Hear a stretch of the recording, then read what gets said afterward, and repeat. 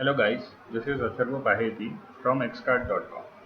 Today we have come up with a new template for preparing the financial statements of your company.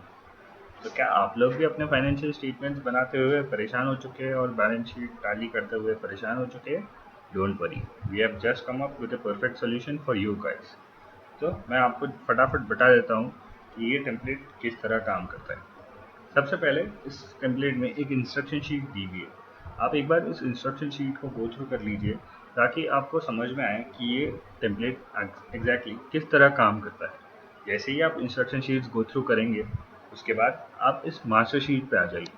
इस master sheet में आप अपने company का एक trial balance का extract लेके उसमें के पर्टिकुलर्स को इस पर्टिकुलर वाले कॉलम में पेस्ट कर दीजिए.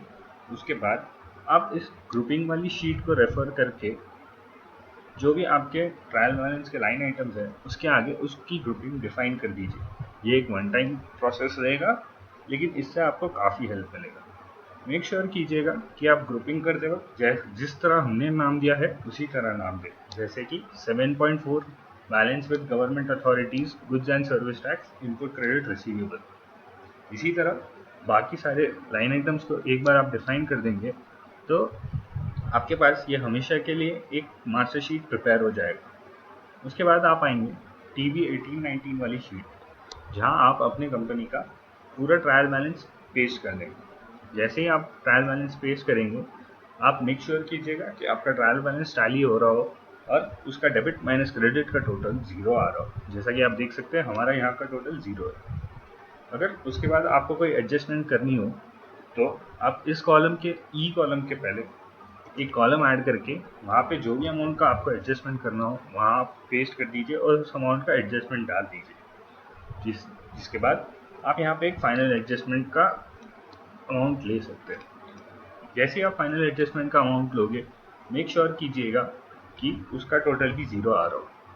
जैसा कि आप देख सकते हैं यहाँ पे हमारा सम जो है वो ज़ीरो आ रहा है. उसके बाद जिस तरह आपने मास्टर शीट में एक बार ग्रुपिंग डिफाइन कर दिए उसके बाद आप उसी तरह यहाँ पे टीवी 1819 में वही सेम ग्रुपिंग पेस्ट कर दीजिए जिससे कि आपका सारा जो अमाउंट है वो नोट से लिंक हो जाएगा. जैसे ही आपने एक बार ग्रुपिंग डिफाइन कर दी आप देख पाएंगे कि ये जो सारे अमाउंट्स है ये ऑटोमेटिकली कैलकुलेट होके हमारे नोट्स टू अकाउंट्स में आ जाएंगे. जैसा कि आप देख सकते हैं ये सेल्स ऑफ सर्विस के आगे हमने डिफाइन कर रखा है कि जो भी इस 8.1 सेल्स ऑफ सर्विस वाली कैटेगरी में आया हो उसका सम होके यहाँ पे ऑटोमेटिकली रिफ्लेक्ट हो जाएगा. इसी तरह बाकी के सारे अमाउंट्स भी आपके इसमें आपके नोट्स टू अकाउंट्स में ऑटोमेटिकली रिफ्लेक्ट हो जाएंगे. एक बार आप ये सारे अमाउंट्स रिफ्लेक्ट होने के बाद बचे हुए जो भी नोट्स के नीचे इन्फॉर्मेशन दी है उन सब इन्फॉर्मेशन को गो थ्रू करके अपनी कंपनी के रिक्वायरमेंट के हिसाब से उन्हें एडिट डिलीट या मॉडिफाई कर लीजिए. जिस तरह आप जो नोट्स आपको नीडेड नहीं है आप उन्हें हटा दीजिए और उसके बाद मेक श्योर कीजिएगा कि आप नोट नंबर्स को अकॉर्डिंगली चेंज कर दें. एक बार आपने सारे नोट्स गो थ्रू कर लिया तो उसके बाद आप आइए फिक्स्ड एसेट्स वाले शेड्यूल पे. अगर आपके पास अपना कोई फिक्स्ड एसेट्स का शेड्यूल नहीं है तो हमारे वेबसाइट पे फिक्स्ड एसेट रजिस्ट्रार करके एक टेम्पलेट है जिसे आप रेफर करके अपना फिक्स्ड एसेट्स का शेड्यूल भी बना सकते हैं. तो आपको अगर अपने लिए फिक्स्ड एसेट्स का शेड्यूल बनाना हो तो आप ज़रूर उसे रेफर कीजिएगा. हम उसका लिंक इसके डिस्क्रिप्शन बॉक्स में ज़रूर डाल देंगे. उसके बाद आप देखेंगे कि ये सारे नोट्स जो है ये एक XYZ कंपनी के हिसाब से बनाए हुए हैं. तो आप इसे अपनी कंपनी के हिसाब से एडिट करके जो भी आपको नीडेड है वही रखिएगा. उसके बाद हम आते हैं कैश फ्लो पे. तो ये कैश फ्लो स्टेटमेंट्स के जो भी अमाउंट है ये इस कैश फ्लो करके वर्किंग जो है वहाँ पे लिंक है. तो जैसा कि आप देख सकते हैं हम उस कैश फ्लो वाली वर्किंग पे जैसे ही आएंगे वहाँ पे सारे अमाउंट्स जो भी कैश फ्लो स्टेटमेंट में इंक्लूड होते हैं वो सारे अमाउंट्स हमने यहाँ ले रखे हैं. अगर इसके अलावा आपके कोई भी अमाउंट है जो कैश फ्लो में इंक्लूड होते हैं आप उन्हें अपने हिसाब से ऐड कर लीजिए.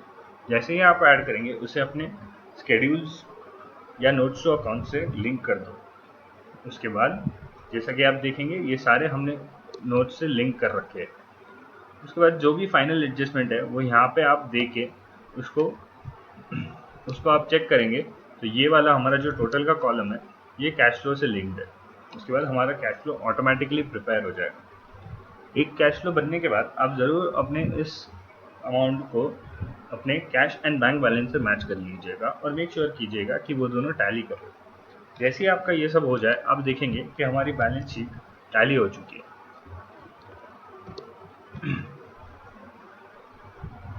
जैसा कि आप देख सकते हैं, हमारी बैलेंस शीट टैलीड है। उसके अलावा हमारा P&L भी ऑटोमेटिकली प्रिपेयर हो चुका है, जो हमारे सारे नोट्स से लिंक्ड है। अगर आपने कोई notes to accounts notes number change किए होंगे तो आप वो यहाँ पे भी अकॉर्डिंगली चेंज कर दीजिएगा। आई होप आपको ये वीडियो पसंद आएगा, आपको ये टेम्पलेट पसंद आएगा। अगर पसंद आए तो प्लीज़ इस वीडियो को लाइक कीजिएगा, हमारे चैनल को सब्सक्राइब कीजिएगा, और इसके अलावा आपको कोई भी टेम्पलेट या वर्किंग लगती है तो हमें कमेंट बॉक्स में ज़रूर बताइए। हम ज़रूर कोशिश करेंगे कि हम वो टेम्पलेट बनाकर आपको प्रोवाइड कर सकें। Thank you guys very much. This is Atharva Baheti signing off.